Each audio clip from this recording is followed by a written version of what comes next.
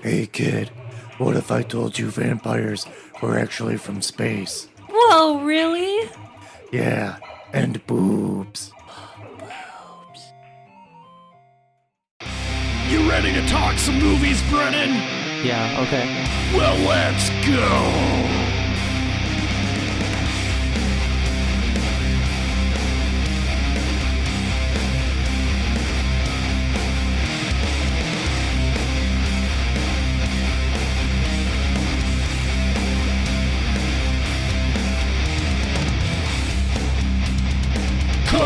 Corrupted youth!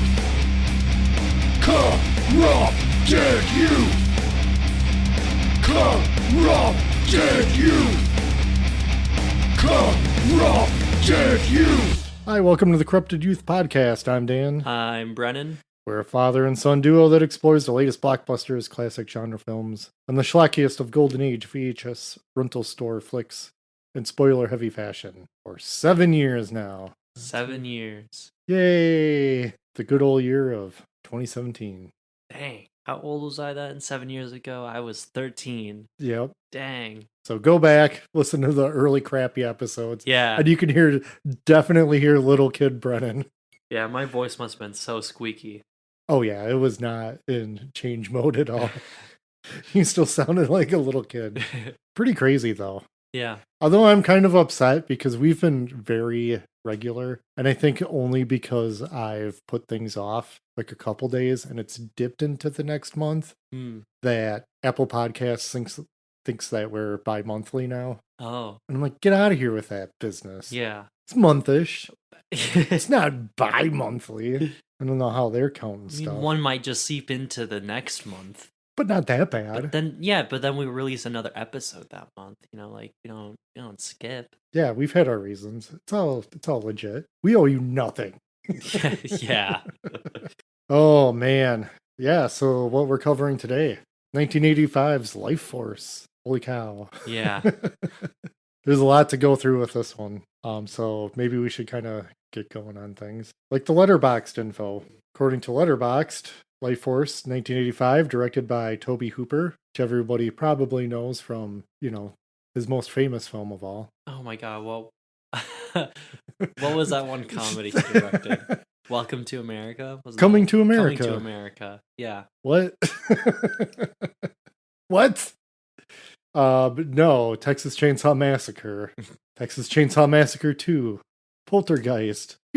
Interesting things. Yeah. And I don't care still about people arguing about that Poltergeist one. He directed it. He did?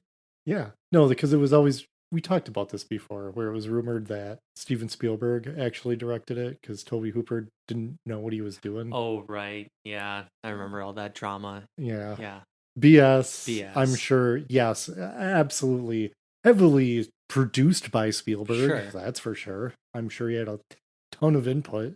There's no way he shadow directed that. No. Anyways, yeah. So the description goes, in the blink of an eye, the terror begins. A space shuttle mission investigating Halley's Comet brings back a malevolent race of space vampires, transform most of London's population into zombies, eventually. Oh, yeah.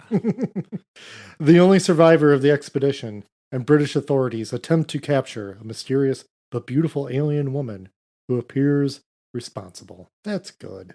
It doesn't give away too much. No. Stars Steve Railsback, Peter Firth, Frank Finlay, Matilda May, and Patrick Stewart. Sadly, no captain's log in this. Yeah. For all the naked in this movie, there's no captain's log.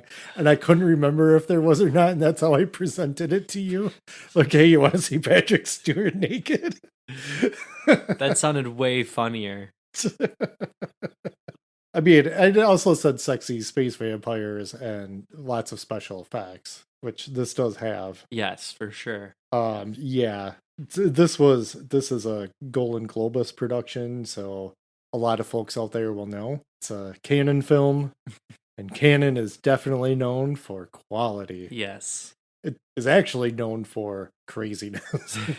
You want to see something wild? Check it out. It's based off a book, like Vampires from Outer Space, and the screenplay was written, like one of the writers on it was Dan O'Bannon. So Who's that? Well, he wrote Alien, first of all. Okay. So does that really make it excusable when this movie blatantly rips off Alien? No. Also, Return of the Living Dead, which totally would make sense. I mean, oh man, he's been heavily involved in all sorts of alien stuff. Probably just gets credit on a lot of that for just coming up with the Alien, and I think he worked on Total Recall, like writing that as well. So he's actually like kind of good. Yeah, I mean, he's worked on a lot of stuff. I mean, he's pretty well respected, and he's certainly has done enough to influence our lives Yeah. in one way or another. But yeah, I mean, he did also direct Return of the Living Dead, and he also did The Resurrected, which I haven't seen. Hmm. I haven't seen that, and I know that back in when did it come out? 91, that a lot of people hailed it as a good adaptation of H.P. Lovecraft, if I remember correctly. Oh, it's Lovecraft. Okay. Yeah, so maybe we'll check that out. Yeah. It's always fun doing a Lovecraft one. Yeah, and, if he's gonna have some decent merits behind him, why not? Yeah. But anyway, is anybody out there really familiar with Lifeforce? Because my experience with it was, it came out when I was young, obviously, 10. And for as much as I was able to watch, I realized that this was one that I wasn't allowed to watch growing up. So I didn't watch Lifeforce until I was probably well into adulthood. I'd say mid to late 20s, easily, Good. before I finally got around to it. Good age. Yeah, because you probably shouldn't watch this as a kid, because there's a whole lot of naked. And is naked wrong? No, naked is not wrong. But it's definitely just full frontal on display a lot in this movie. And like anything, use your best judgment when showing your kids a movie. Surprisingly enough, nobody interrupted us when we were watching this either. Yeah. Because No kidding. usually anytime naked or awkward comes on, somebody shows up. There was just too much of it. If there was just like one or two scenes with naked, then somebody would have walked in. Oh, I see. So you're saying It has to be at like the worst moment. with an excessive amount of naked, nobody's going to show up. Right. I don't know if this has as much naked screen time as something like Mardi Gras Massacre. Because that movie had a whole lot of naked. Yeah, it did. That was a very naked movie. This is a very naked movie. But not for all of it, though, thankfully. Because it does feel awkward. Like, I don't know. There's just it's just so much of it, especially in the first like half of this movie. There's just, it almost like becomes desensitizing, where it's just like I don't even care anymore. Right. It's just like, can we move along here? Yeah, we get it. I kept on asking, like, can she get some clothes now? Yeah, I suppose we should get to talking about the movie, though. But as the description stated, that, it's a spacecraft. It's the Churchill. It's a British craft with a couple, I think there's at least one U.S. guy on it. Mm-hmm. And of course, they put him in charge. Of course they did. Why wouldn't you? If there's one thing we know, it's space, right? Yeah. We got that figured out. You could put any U.S. citizen on a British spacecraft, put him in charge. We know more about space, right? Hey, who landed on the moon? That's right, we did. That's right. And we did. Why would anybody lie about that? Actually, we've been to the moon a bunch. Nobody went cares. A couple of times, yeah. And nobody cares about We're the gonna other go back times. again. Yeah, nobody cares. No one cares anymore. There goes all our great innovations, and yeah, that's how much we conquered space. It became boring. I think a lot of it has to do with space is excessively dangerous and expensive. Yeah, but anyways, they've got this very much space shuttle like craft out there with, man, the solar panels on this thing just stretch out forever. Yeah, barely even fit in frame half the time. It's kind of ridiculous. Yeah. But also the thought of it's going for Halley's Comet, which comes by every, 75, 76 years. Yeah, whatever like it that. is. Whatever. I was there when it came through in the 80s. So this is a documentary. Definitely from an alternate history, as we'll find out later. But yeah, I mean, for the most part, the ship design is kind of goofy. Yeah. I mean, it's kind of ridiculous. Kind of uninspired. It kind of is. They just slapped a couple little fins on the front. It's bigger than an actual space shuttle, though. Yeah. And they do retract those solar panels later that just fit in. And I'm like, you know what? We had the discussion about Iron Man's mask the last episode. Whatever. Nobody cares. Yeah. They just fit in there. But anyways, they end up coming across they say it later. I don't think it's the tail of Halley's Comet, but it's somewhere in the vicinity of Halley's Comet that there's this 100 and what did they say, 150-mile long Yeah. spacecraft. They said approximately 2 miles in height. That does not work for any of these, but hey, whatever. I guess it's just a educated guess at that point. But they find this craft. Who knew Halley's Comet was green too? Don't remember it being green, but hey, fun movie. Neat laser effects though, for like the comedy stuff. Yeah, for sure. That looks neat. But yeah, so they go inside this craft and they just send a crew of like 4 people out. Out into a green screen or whatever. Yeah. Float them around. Oh, it's a little much. I don't know. Sometimes it looked pretty all right. Sometimes it looked really bad. I mean, the model's cool for the ship. This Yeah. alien craft. Yeah. And they definitely go in there and it's very alien looking inside. Very H.R. Giger. Mm-hmm. But also not in some parts. It's kind of like the rest of this movie. The art direction's a little all over the It's a place. mishmash, yeah. And there's definitely like a butthole in there. It's not very subtle. No. And giant bat creatures too. Yeah. Just kind of like floating around everywhere, and they say there's thousands of them, but they're all like emaciated and dried out. Just break a finger off if you want. But they decide that they're going to take one of them back to the ship, and wouldn't you know it, that butthole opens up a bit and some blue light comes shining in. So of course you just go investigate, right? Right. But so their little jetpacks that they have for traversing work way better in this scene too. Yeah. As it's like, you know, giving the little bursts so they can move, not like earlier where they're just cruising. Because I can't imagine that would be easy. One mistake and you're just like Spiraling, yeah. an endless void. Yeah, no way. Yeah, and inside the butthole area, they find in 3 cases, like clear cases, there's 3 humans, 2 men and a woman, and right away, nobody gives a crap about those men. No. Not at all. It's all about this naked woman in there, which is the theme of the movie. And that US guy is just staring. He's all into it. And they describe her as a young girl, which yuck. Yeah, gross. Yeah, I don't want to think of this as a young girl. Maybe that's why it's upsetting, because when they put that in your head. An adult woman. There's an adult woman. Yes. You can even say a young woman. Yeah. Like, okay, all right, she's an adult. Like, clearly she has to be an adult to be naked in this movie. Yeah. But you just, don't make it yucky. But that's also that time period, though. Dude's all about, ooh, yeah, I want to see some girls. Yuck. Say that with a British accent, though. It's a British movie. Oh, yeah, but they're even worse when it comes to being horny for young women. Everybody's just space horny for this woman, too. Yeah. Lots of space horny. And they decide, like, hey, I don't know, maybe we should just see if we could just take these 3 with us. And thankfully, they just kind of wiggle one a bit, and that's it. You don't need to see anything more. They don't got the budget for it. It's not happening. Cut. They send up the U.S. Columbia space shuttle after the other shuttle just shows up at Earth, adrift. Yikes. Yikes. Yikes. And not age well. No, I mean, pretty cool at the time, I guess, but wouldn't take much longer for that to just. God, you're gonna bring the Twin Towers into this movie too while you're at it. Yikes!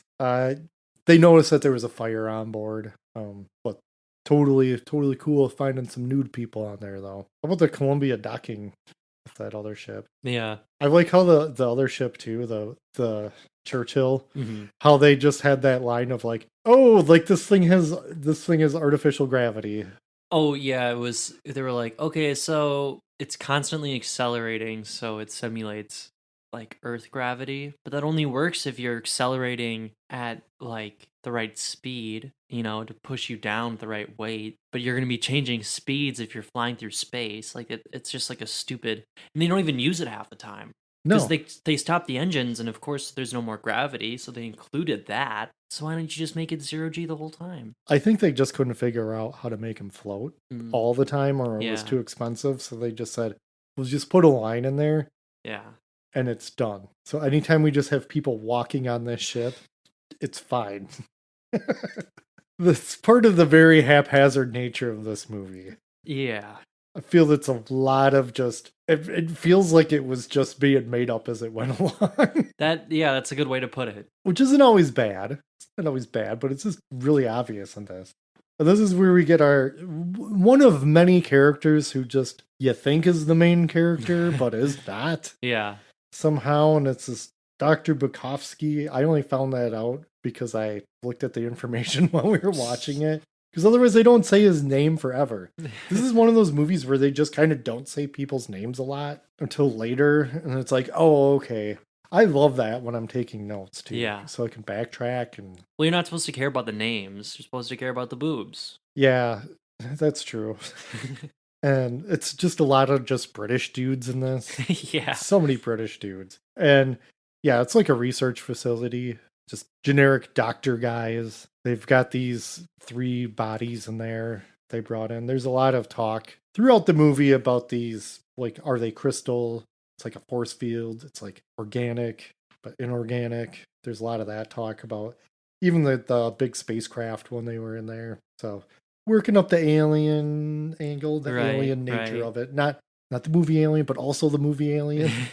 But we get like I don't know, it's just a bunch of British talk. One of the security guys wearing a mask, but he doesn't get a protective suit. He gets horny for the lady and is like, because they got her out on a table, they were gonna do an autopsy or something just to poke around, see what they can find. But he definitely gets horny and he wants to look at her boobs. So he goes in to move like the blanket they have on her sheet, and she wakes up. And, so as you do, the doctor guy, he sees this on a video feed from his office and is like, oh crap. Yeah. And he runs down there where he ends up seeing the woman like shock kissing the guard. And there's electricity and stuff coming from his face and stuff starts swirling around the room. It's pretty neat. Yeah, it does look pretty cool. I mean, I'll give the 80s one thing. Cool electricity effects all the time. Yeah. And this movie's got a lot of them. Yeah. Yeah, she kisses him till he's like a weird dried up corpse. And the woman tells the doc to use my body. Of course she does. Because this movie is very, very male oriented. Written by men. Clearly. For men. Yeah, but she easily just escapes this facility just by walking. Because of course, this is a naked woman. None of these guards want to shoot her or anything. Nobody wants to detain her. They think it's like a joke that she's just like somebody they got to lure in with a cookie and stuff. Although that first guy did say that was his best day at work ever. Yeah. Because he doesn't get killed. But he does see like 2 of his other coworkers get murdered in front of him through just the force or whatever. So maybe not the best day at work. But he's definitely going to remember that butt. Yeah, for and sure. those boobs. Yeah. He's going to talk about it like it's the worst day ever. But then be like, but, Okay, so this is where we get Colonel Kane. Let's probably just refer to him as Kane from now on. He arrives to investigate. He is another blondish British guy, but he's got curly hair. And that turtleneck. He has got quite the fit on. Yeah. He's not that bad of a character. Like he does like some good. Like it feels like a little like I'm gonna try to solve the mystery here. Yeah. So it kind of like delves into that before the movie's just like we're not doing a mystery. Yeah. There's no mystery here. The doc is just like he's just horny drunk from all of this. I'm just gonna play the clip that explains the whole Lifeforce please gibberish that they talk. If I'm correct, the life force is conserved always and in all things, even after death. And you think that applies to what's happened here tonight? Yes. Yes, I do. I think that girl, creature, drained energy, life force partially from Bukowski and totally from the guard. A vampire? It could be described that way, yes. I mean, in a sense, we're all vampires. We drain energy from other life forms. The difference is one of degree. That girl was no girl. She's totally alien to this planet and our life form. And totally dangerous. So yeah, that's it. Lifeforce talk. setting up, like, I guess they're trying to establish some type of fantasy rules for how this all works. It's just theories anyway. Yeah. They're just gonna, does it work later? Who knows? Got the name of the movie though. We did. Got the name of the movie in there. Yeah. Then we get the the dude nudes. Dude nudes. Yeah, they just have those guys just stashed in a warehouse or something. Like, they don't even care. Yeah. They were not Yeah. even. Ugh. Didn't even put clothes on him, put anything on him. Didn't even take him out of the thing. Just Left them. Just a guy just having to be like, oh, I'm so repulsed by having to stand here by naked men. But those guys get up. They wake up, yeah. and that's pretty cool. Like, they're Yeah. exploding windows just like the woman did. Yeah. They're just as powerful, apparently. They just look like total chads. They do like a runway walk and all the glass is exploding. It's They got all the light and the wind blowing on them. yeah. Also, like, show some dong, you cowards. No dong. There's so much female nudity in this. It's only fair. Yeah. And they just won't do it in these older movies. There was a time recently, I remember there was all sorts of shows and movies. They're throwing out the peen like crazy. And good on it. Who cares? Yeah. Who cares? Nudity for all. Yeah. It's not even that I really want to see it. I just find it like, I just want some equality here. right. Yeah. I totally get it. I'm not threatened by it. But yeah, these guys can't be stopped. They get shot. They bleed, apparently. That was interesting, yeah. Not stopped by gunfire, but apparently grenades work. We don't get to see him explode. It's kind of an off-screen explosion, kind of cheap. Yeah. Because, like, there's 2 guards there that attacked him. Yeah, so then we get the first guard guy who got turned into the corpse. We get his autopsy scene, or where they want to do an autopsy, but he ends up waking up. And then he just drains one of the doctors of his life force. Yeah. And then he turns back into himself and is kind of like, whoa! What do you think of that corpse puppet? It looked like a puppet. It did look pretty cool. I did not suspend my disbelief at all. It just looked like a puppet, but the whole like scene where the life force was being transferred and like you could see like the doctor guy's face becoming all decrepit and then the other guy's face kind of like bubbling up, healing itself. That was really cool. I did really like that. Yeah, it is. It's a fun effect. And it like never happens again. Not really. And they're just like normal zombies. Oh, we'll get to that. Yeah. Okay. So as the naked woman is on the loose, right? We get the research facility guys get informed that 2 younger guys found a naked woman in a park, and when they talk to them, the authorities talk to them. Apparently, they just saw the space vampire lady, saw her approach another woman, and they're like, well, we're going to be horny for this, so we're just going to follow them because we all assume what's going to happen. And then they saw the draining because the corpse is just the other woman. She's naked. So we can assume that vampire lady now is clothes. Finally. Back at the facility, we've got the scene where the guard they got him locked up in like a pen or something, a storage Yeah, pen. it looks like the storage room at like a school gym. Yeah. And he starts like freaking out in there and ends up turning back into the corpse version of himself. And they say that like, oh well, he needs to feed to keep his normal self up.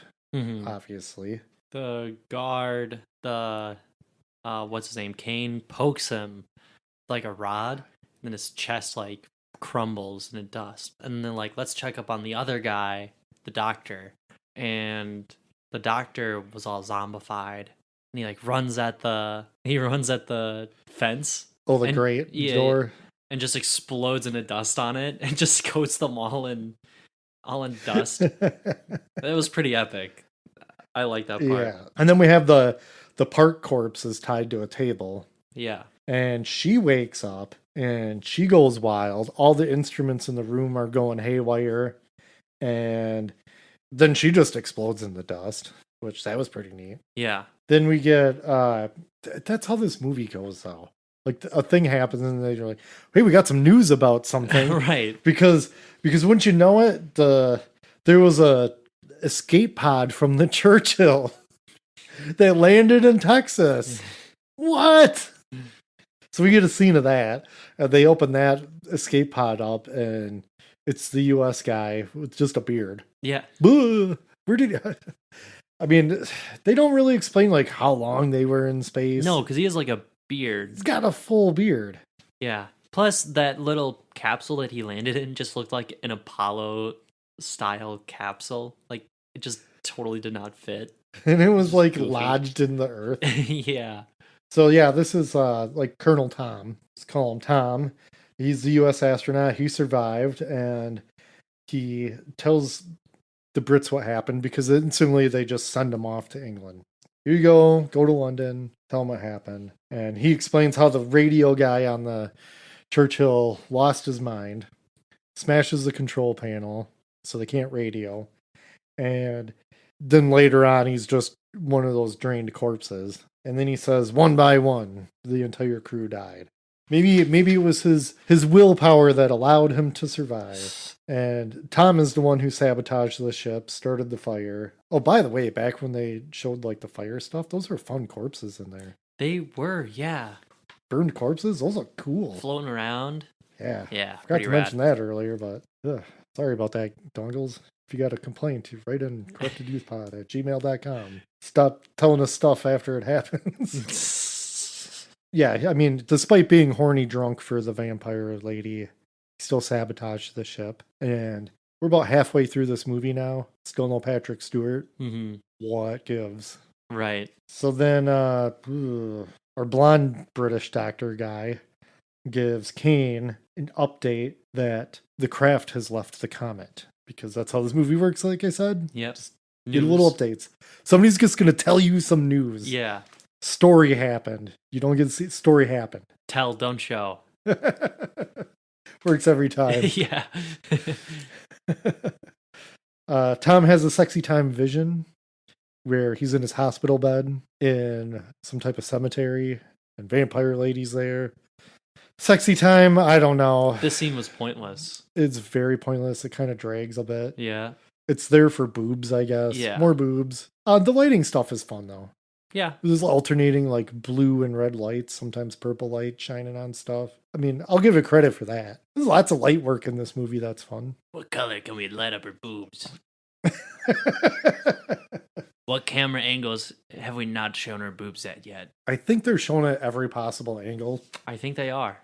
I didn't know what to call because I didn't bring up this other doctor guy. And at some point in time, I don't have it in my notes, so I'll put it here. This guy definitely has Chekhov's dagger thing. Yeah. Oh, yeah. He's just like got it because it's one of the many things he's researching because... What does this guy do? Research. On He's a lot a of doctor. Things. He knows everything. I just wrote him down as Dr. Silver Fox. I don't think that he's a silver fox, but I had no other way of describing him. He's just the gray-haired British guy. Yeah. Who ends up like, I wasn't sure how much he was going to be in this movie because people just kind of come and go. Yeah. Because at this point, like, we're pretty much done with that other British doctor guy who got horny drunk. Yeah. He's just kind of not He's in this movie unimportant. anymore. Right. It's kind of weird. He gets mentioned later, and that's it. He's out. Because it's the Tom show, and it's also the Kane. Kane and Tom. The only two you need to care about at this point. Buddy cop movie. A little buddy cop. Not great. No. not a great dynamic. It's a bad cop and not cop. I wonder if they realized at some point in time that we can't have two blonde British guys. They're like, nobody's going to know the difference between these two. Like, curly hair is not enough. Right. But I gave him the turtleneck. Still not enough. We gave him a big trench coat. It's like he's a detective. I think we're just giving it all British accents, even though Toby Hooper not British. It's mostly British people. This is a very British production. Yeah. My guess is that they probably did a lot of stuff at like Pinewood Studios or something. Who knows? It was definitely wherever it was cheapest to film. Yeah, that's a good way. That is definitely the Canaan way. Where do we get a discount? All right. Guess we're going to do it now. Yeah, so Silver Fox Doc, he comes up with the brilliant and definitely scientific means of hypnotism to use on Tom. And this is definitely a feeling like a Hammer film, like an old-timey vampire movie. Just a bunch of stuffy British dudes living in a man's world. Yeah. Seeing some boobs. Being doctors, exploring. Doing pseudoscience. Lots of pseudoscience. Yeah. Yes. Oh, yeah. Because it's a fine line. And I feel the British are way more inclined to accept this. The fine line between mysticism and science. Yeah. It makes for fun stories. That's for sure. I'm not going to deny that. But yeah, this movie is also extremely white. Yeah, actually. I just realized that because I was like, it's a little bit of like colonialism happening here with the Brits doing their Brit thing, but yeah, none of the astronauts. No one. We've been good about diversity in our astronauts. Yeah, actually. Oh, maybe because it was a British one. Oh, there was definitely one of the member. The Columbia. Yeah, the Columbia. Yeah. Yeah. So USA. USA. It was 1985. We can chant USA for 1985, right? Can we? Well, by putting that one black man in the movie, racism has been solved. So we'll just close the book on that. Great job, movie. You did it. Thanks, Reagan. Definitely not anything he would solve. No. Yes. Okay. Back to this movie with the hypnotism. And this is definitely where this movie, what are you doing, movie? Yeah. What are you doing at this point? Goes off the rails. Because they think like they asked Tom if he can have a connection to this vampire woman because he seems to in some way, shape, or form. And under hypnotism, he says that she has occupied another woman's body and she's been seeking a man, right? And in this vision, it's just some red-haired lady who seduces just some rando British guy into getting a ride from him. And they do a good job, though, of being like, oh, well, if they're driving somewhere, what's his license plate? Yeah. I thought that was a good... That is pretty smart. Like, if you're seeing all this, give us some info. Yes. Give us as much information as you can. Right. It's a white Volvo. Here's the license plate. He was a little unsure about the number, which... Fair enough. Yeah, he got like one of the letters, like it's either or. That narrows it down. That's two vehicles. Yeah.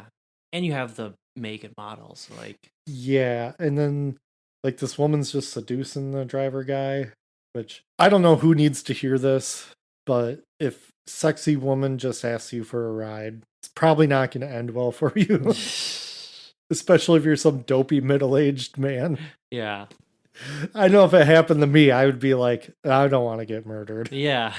Say no thank you. Yeah. I'd say social distance, please. Back up. Yeah. But because this movie was written by men, it clearly worked. Kane has an assumption here that the woman's original body just must be stashed somewhere, which is a very good guess on his part because that's exactly what's happened.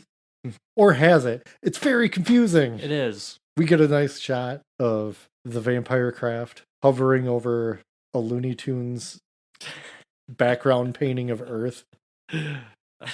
Not the best. No, it looked pretty bad. Then we get a guard, one of the guards who shot the vampire, blew up the vampire guys. He shows up to talk to Dr. Silverfox and clearly ominous, appears to be possessed as well.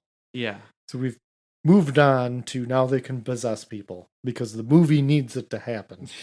And they probably didn't have that lady available.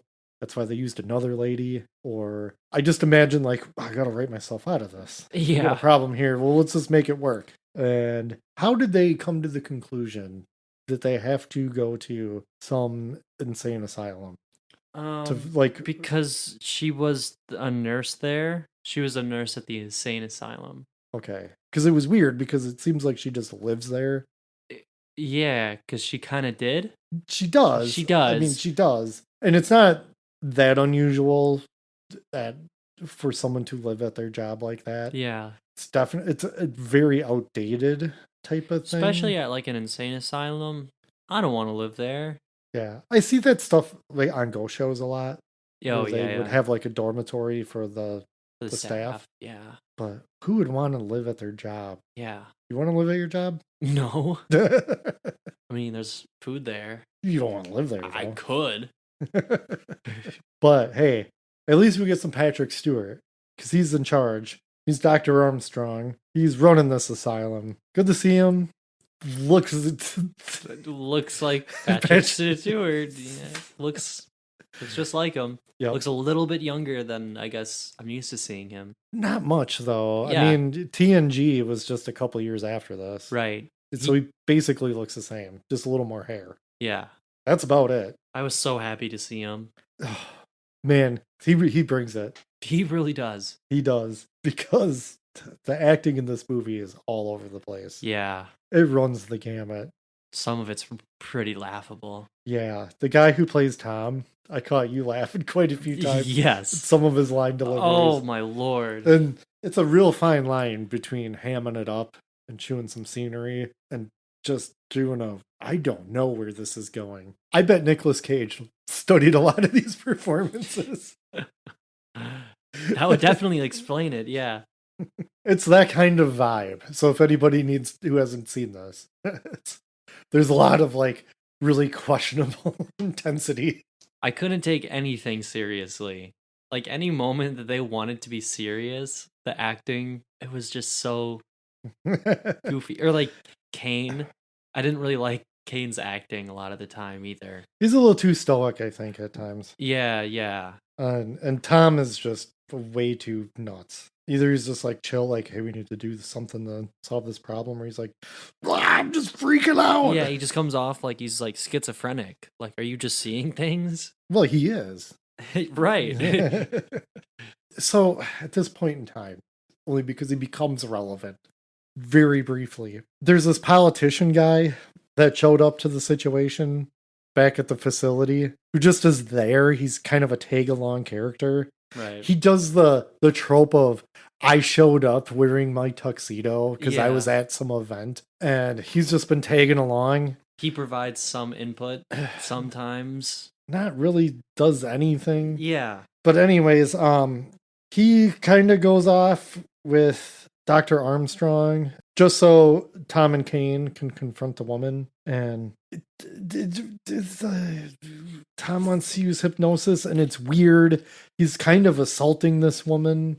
It's very uncomfortable. Yeah, I don't like any of this. I did not like it at all. He's kind of like, he's definitely like stripping her clothes off, kind of, and just being creepy, and it's weird. I don't like it. It's very uncomfortable. Yeah. And then he like kisses the info out of her. He says like, oh, I've got the description of this child murderer that's in the facility. He's got like a weird mark on his face. And Patrick Stewart, because he had showed up, he's just like, oh, okay, I know who that is.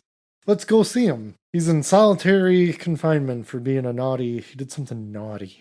Ew. Yeah. Let's not use naughty. And Tom wants to try hypnosis on him, and instead Kane just like uses the needle and injects Dr. Armstrong with it, because apparently Tom can see into the minds of anyone who's possessed, and they can possess people through touch. It really does just seem like they're making it up. Yes, they're making up these abilities and stuff as it goes along. Yeah. They just need it to happen. Right. And apparently, so they've got Dr. Armstrong doped up. This whole part, please describe the doping scene.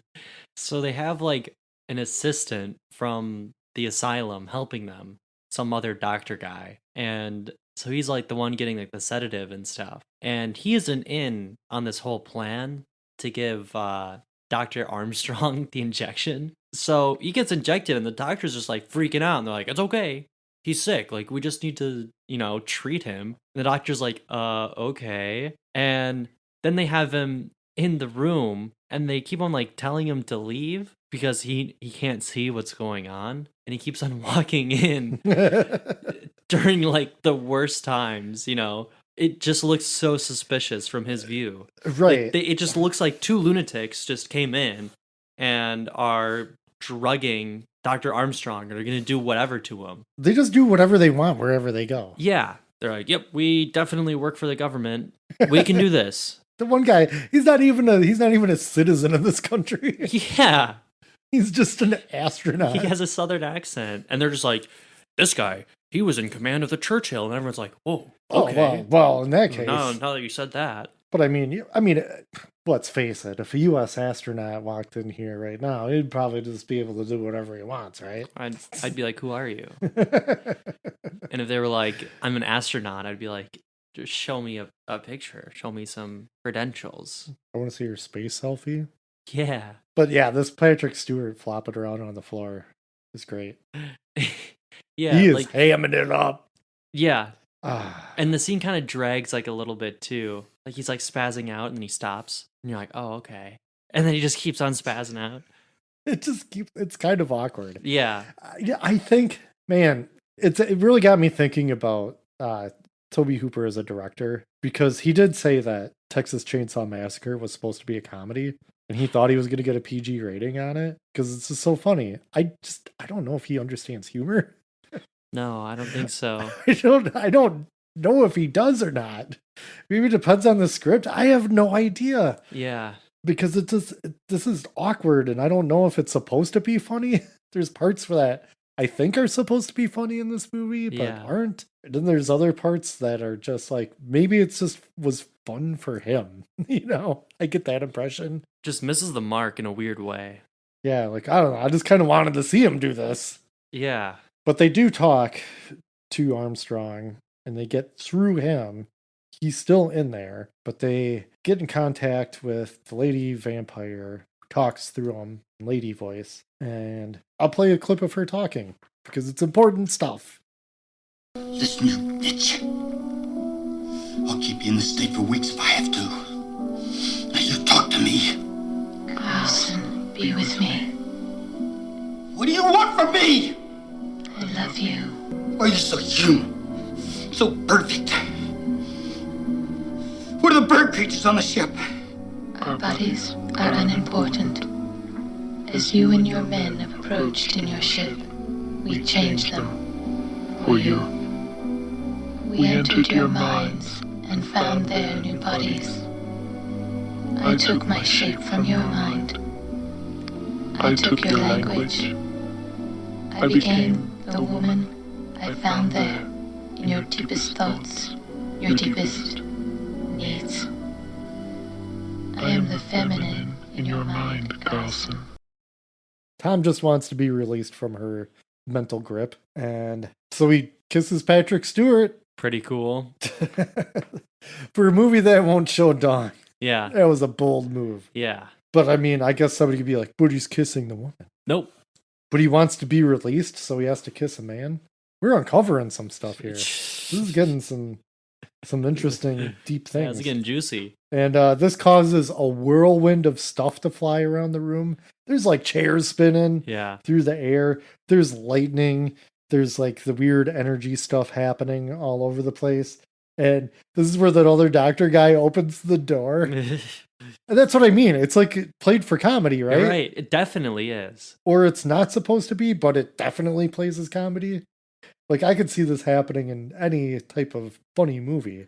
Yeah, they hold on his goofy reaction. So they're like, we need a double dose for this guy. Yeah. And he's like, right on it. And somehow through this, the politician's neck got broken because he was there. I guess, like, just to get him out of the movie for later. Yeah. It's weird. But Kane has a story-changing revelation at this point. Because he's like, wait a second. If a vampire bites or sucks the life force out of somebody, that person turns into a life force vampire. And they have to do it to stay alive. This is just exponentially going to get out of hand because she's been on the loose for a while now. Right. So they're like, we need to get a helicopter, take the helicopter out of here. And this is where we get a call from the Silver Fox doctor, who just is like, hey, by the way, I've got an exposition dump here on a phone call while you're on a chopper. Turns out you can kill these things with the weird dagger thing that I have because of the whatever metallurgy properties this thing has is perfect for killing them. You just got to stab them. It's not in the heart. It's just like in the abdomen. Just below the heart. Just below the heart. Because that's where the energy balance is. Because, like, they're definitely possessing people around here. Bye. Yeah. And then we get the weird helicopter scene with the blood. Which was pretty cool. Because it was like the, whatever, politician dude that got his neck broke. And Dr. Armstrong, they had him on the helicopter. And just a bunch of blood starts flying out of their fake heads. Super fake heads. These are not good. This is probably one of the cheapest special effects in the movie. Yeah, it's kind of goofy. It's like a goofy looking Patrick Stewart. A bunch of weird blood shooting out of his mouth. But it like starts to like form together in the air, and it starts to slowly build the vampire chick. And she just kind of appears there made out of blood and just screams. I don't know why. And then she just turns back into a puddle. And then they're just like, well, that happened. It just kind of happens. Yeah. They never really mention it either. Yeah, and then Tom is like, all right, this is the perfect time I have to confess what actually happened on that spaceship. And turns out I did it all because I was horny drunk. We made out. We got a bond thing happening here. It's not, he didn't say that he killed them. He said that she did. Yeah. So I guess he probably just gave her enough of his life force to bring her back. She put something in him. Horny drunk bond. Yeah. Just horny drunk. Ooh, then the pilot's like, hey, I got some more information for you. The BBC News just let us all know. Everything's in chaos. There's zombies all over the place. London's on fire. We get scenes of it. There's like a light orb cruising around, sucking life force out of people, blowing shit up. It's wild. This is actually where the movie kind of picks up, though. Yeah, it definitely does. Because so far, it's just been like British dudes talking, spooky things happening once in a while. Boobs. But Kane and Tom, they have to visit the Prime Minister in a quick scene where he just shows up. His assistant's like, Prime Minister is going to be here shortly. And then he shows up and he's like, I'm dirty and sweaty. Yeah.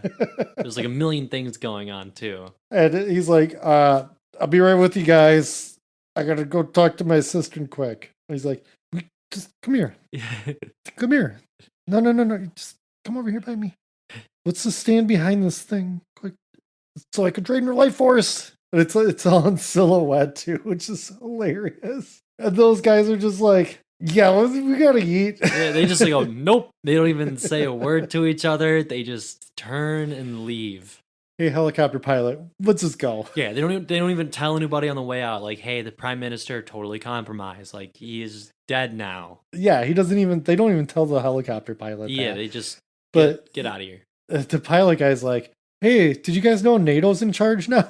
Yeah. And then they just show up to wherever where there's a quarantine, so they can't get in or out. They're just stuck. They're trapped. Was it London that is just quarantined off now? Hats off to them. They did a great job. Situation is contained. Yeah. And nukes are an option. Pretty ballsy. Well, I think it's the whole Dan O'Bannon. Like, he wrote Return of the Living Dead. Right. Nukes were an option in that. Yeah, just gonna make it airborne. Then we get the craft in orbit. It's pointing right at London now. There's now a blue beam with little light specks traveling up. It's using its spacecraft butthole or whatever to suck souls in to power the station, spaceship, whatever. Revive those other ones on board. I guess so. Well, I mean, as we learned from that exposition clip that we played, it's all about, like, they took human form. Yeah. They analyzed them when they came in. They're just gonna, like, do it again. Because everybody's just like, I think these are, like, the old vampires. They're just like the old vampires, and even the rules apply sometimes. Not really. They just must hop on Halley's Comet, come by every 75 years. Yeah. But yeah.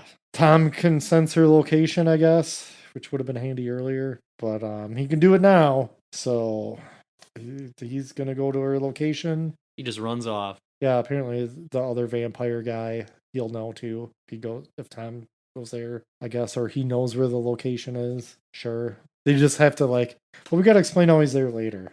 Yeah.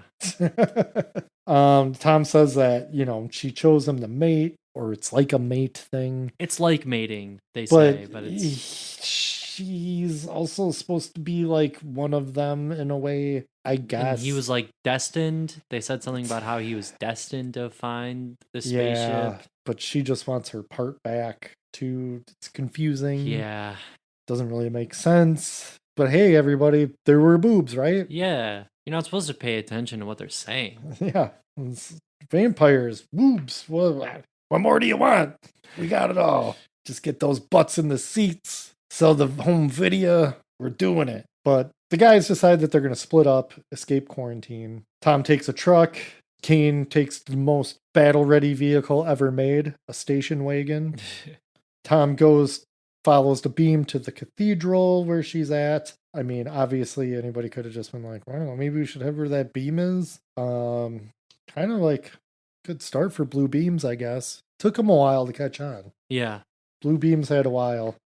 Blue beams definitely had their renaissance, too. Yeah. Let's hear it for OG Blue Beam. OG Blue Beam.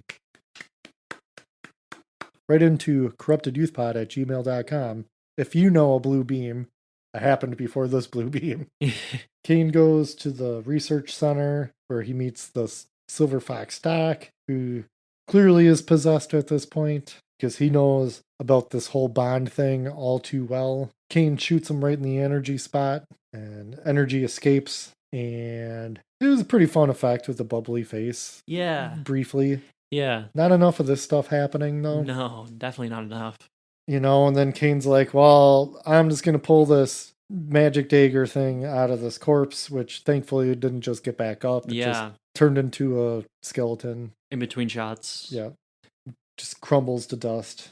And then he just takes off. He does. Tom finds the woman in the beam, and, there's some join me talk happening here. And then we get a whole bunch of Kane running through the zombie-filled city. Trucking it. Just running. It's pretty funny. I mean, it's I described it as Resident Evil is happening right now. Yeah, yeah. Resident Evil 2 street action all over the place. Everything's on fire. Zombies everywhere. Until he gets an arm stuck. I don't know. It's just all sorts of wackiness happening. He gets to the cathedral. The male vampire guy's there, fully dressed. Sorry, ladies and dudes that are in the dong. Movie's still coward, but he dispatches that guy pretty easy. Just stabs him. Yeah. Gets blown back. That's kind of funny. Yeah, the vampire says something stupid too, like, be less scared if you just came here, or something like that. Come on and get it, bro. Yeah. And then he just stands there and lets himself get stabbed. I mean, I suppose he probably has no concept of danger. Of it. Yeah. But he then turns into a giant vampire bat thing, which is cool. Yeah. Yeah, more of that would have been neat in this movie. Yeah. And then he just poofs. That's it. Just poof. He's just turns into a fart cloud, and that's it. Yeah, they made that whole prop for nothing. Maybe they wanted to do more. Yeah. That's a possibility. Maybe it just didn't work right or look stupid. We get Kane, who's just looking in this floor butthole. And he just sees Tom and vampire chick naked, just standing, just wildly making out in the beam. While beam's getting kind of wilding out a little bit from their sexy time. And she does say he's one of them. And I like how Kane's just yelling. He's like, Tom! Yeah. Hey! Hey! Hey, Tom! Hey! And then he finally gets his attention after 5 minutes of this happening. And he reaches up, so Kane just drops the weapon down. And he's just gonna stab myself to this woman, through her back. Yeah. And then they just vanish, and the weapon drops. but they beamed up to the ship. Yeah. Well, I think it's because they died and then their souls were absorbed by the beam. But they just go back to the ship, but they're still themselves naked on the ship. And then it just leaves. Yeah, just goes back to the comet. They didn't even defeat the vampires. There's still zombies and stuff, I'm guessing. Yeah. Who knows what's going on? London's still getting nuked. But yeah, that's just the end of the movie. It just ends like that. Which, hats off to you, movie, for just knowing when to end. Yeah, took it kind of long enough. It did. And if it sounds like we rushed through the end of this movie, it's because the movie does it. Yeah. It goes, there's zombies now. Let's just get to the end. It's like of a the half movie. hour of zombies. And it's like a 2-hour-long movie. It's not even a half hour, I don't think. It's probably like 15 minutes. There was like Where I'm like, there was a much better movie happening. There's like 3 different movies in there. Space vampire movie set on that space shuttle. There was Detective Vampire, Kane, gonna track down the vampire with my psychic. And then there was Zombie Apocalypse in London, alien invasion going on. Yeah. Oh. And the look of this movie is just split up too. I don't know what happened because it either looks really good or it looks cheap. It's very inconsistent. And you had mentioned while we were watching it that some of the sets were cool, like the spaceship. Definitely, yeah. And there was a good attention to detail, but sometimes it's just lit poorly. Mm-hmm. So it looks cheap. Yeah. And I thought if this was lit better, it wouldn't look as cheap. And if it was acted better, it wouldn't come off as so cheap. I think that's a problem too. I think the Tom guy, Oh, yeah. not good. I don't think he was good at all. I think he's like part of the problem of this movie. Where I'm not into him. I'm not buying what he's selling. I never rooted for him. It would come to no surprise how poorly this movie did in theaters. It flopped pretty bad. I think it had like around a $25 million budget and made up like 11. Oh, Definitely less than 12 million. yeah. Yikes. Yeah. I remember thinking, like, when I couldn't watch it, the movie looked pretty cool. Like, Yeah. like there's special effects and space vampires. That's neat. Mm-hmm. Why wouldn't it do well? Because you have to watch it. You have to go on that journey. I think there could be 15 to 20 less minutes of this movie very easily. I would agree. I don't think all of it is necessary. No. I think it needed to get punched up a little bit. I don't know if there was anything happening during production. That could very well be the case too. I wouldn't be surprised because it does have that making it up as it goes along nature to it. Yeah. So sometimes that's a good sign of production woes. And I feel that also dating itself with Halley's Comet wasn't a good choice. No, not at all. Because by the time Halley's Comet goes, that's done. It's no longer relevant. And I think I haven't thought about Halley's Comet. probably not ever because it's not. Yeah. It's I'm maybe, going to be like your age or whatever by the time it comes around again. Like, yeah, it's. But hey, at least you're prepared for the space vampires.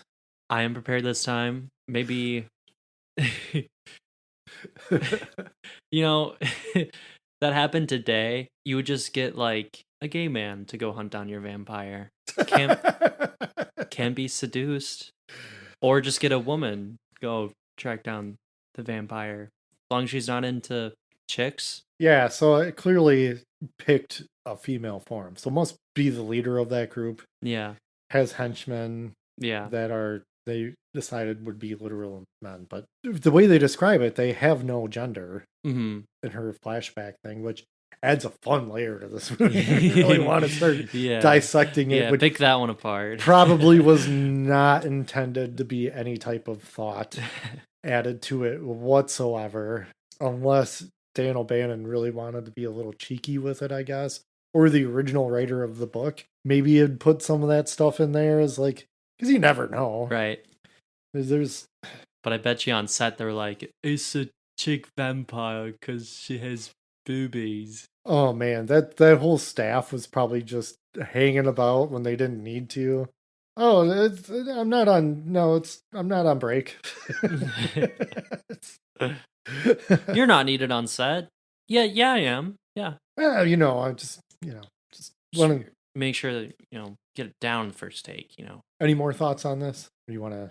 Special effects were the best parts. Yeah, there are some neat effects in it, Yeah. albeit dated. Some of the effects they did, you've seen better in other movies. I'm Yeah. just gonna put it that way. Like the Lifeforce thing zooming around, blowing stuff up. You've seen it in Ghostbusters. Yeah, It's definitely the same kind of effect from Ghostbusters, and it looks better in Ghostbusters. it does. Yeah, I don't know. Whole excessive boobage, not enough structure. I agree. How would you rate this movie by saying the word movie, and would you recommend? I mean, it's a movie. It's just pretty icky a lot of the time. Just comes off like it was made exclusively by very horny men. I honestly don't think I would recommend it. I think it's just too long and there's just not enough to it. The cool parts are pretty cool. Like there's some pretty neat moments. There are some moments that had me like, whoa, like some cool things happened, but overall I do not think that it was worth it. What about you? I think this is a movie. It has a beginning, a middle, and an end. Yeah. It was shot on film. There's actors in it. There's special effects and stuff. Man, as far as recommending it, I'm gonna say no. I don't recommend this. The effects are neat, but all in all, I don't know. I'm not a big nudity guy in my movies, as I've said in the past. I don't need it. Yeah. I feel it's just frivolous here. Yeah. It doesn't advance the plot. Nope. You can still have these dudes horny drunk over her without it. You can have it in there You're right, when you right. first find them. That's fine. I also think seeing some penis will not turn anyone gay. Right. The lack of Doonger kind of made the whole like female nudity just way more obvious. Yes, that it wasn't made for anyone else Yeah. other than straight dudes. And it really plays into that. And I don't know, maybe it was the way I was raised, but even that feels dated. Mm-hmm. Even if I had seen this when it came out, I still would have understood that it's an outdated idea. Like it doesn't, Right. it doesn't add anything. So yeah, it doesn't do anything for me. I mean, sure, she's a beautiful woman. I can acknowledge that. Yeah. And that's it. Yep. Great. Kudos to anybody who's willing to just put it all out there like that much. I mean, I hope that she wasn't exploited Right. by this by any means. Right. And I hope she owns it, because you know what? What a great thing to capture though for her, of like, I had a rockin' body That's for sure. at one point in time. And they get it from every angle. It's just everywhere. It is Yeah. on display. Yeah. I've probably only seen one other movie that I can think of off the top of my head where somebody was that committed to being naked in the movie and owning it and just being like, get it all. Yeah. She's probably done other nude scenes in movies then. I don't know. I can't say if I've seen her in other stuff. I don't know off the top of my head. So yeah, it's not enough to save the movie though. No. And with that, I'm done. I don't have anything else to say. Yeah. I don't know. I guess if anybody wants to watch it, you can watch it. I like Twilight more than this movie. Wow. Yeah. Oh. Now we're going to finally get an email, I bet. Somebody's going to have opinions. Hey, that's fine on you. It's not my jam. I think it's a better movie. I can't really speak. I've only seen it 1.5 times. I've seen this movie more than Twilight. And this is like the 3rd time I've watched it. Yeah, so with that, I don't know. Hey, thanks for listening. Yeah. You want to buy some merch? Buy some merch. Go to our TeePublic store. There's a link in the show notes. Go do that. I don't know. You can help pay for the cost of this podcast, I guess. Go visit the Dongle Den on Facebook. Post some memes. It's fun in there. Brennan, you need to get more active in there. I know. Well, I just don't go on Facebook at all. I'm just stuck like making all these Star Trek memes and stuff now. I see that's most of what I see on there. So I feel bad. Like I don't want to just be dumping fun Star Trek memes into there. I had one go over 2K. Wow. Yeah, not bad. That's pretty awesome. Not bad. Yeah. It was a fun one. Got lots of fun conversations started with Hear it. that, guys? My dad's pretty cool. I'm something. Yeah, check that out. Send us an email. Let us know about beams and boobs and whatever. Yeah, do that. Send us unsolicited beam pics. Send us your blue beams.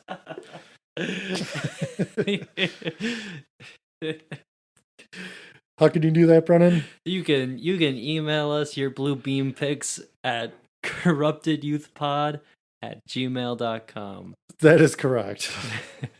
So thank you to our listeners, the Dongles. Happy 7th year of all of this nonsense. Woohoo.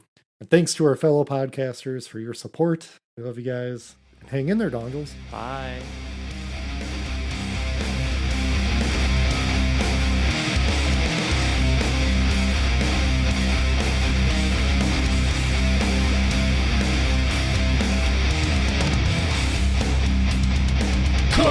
Corrupted youth! Corrupted youth!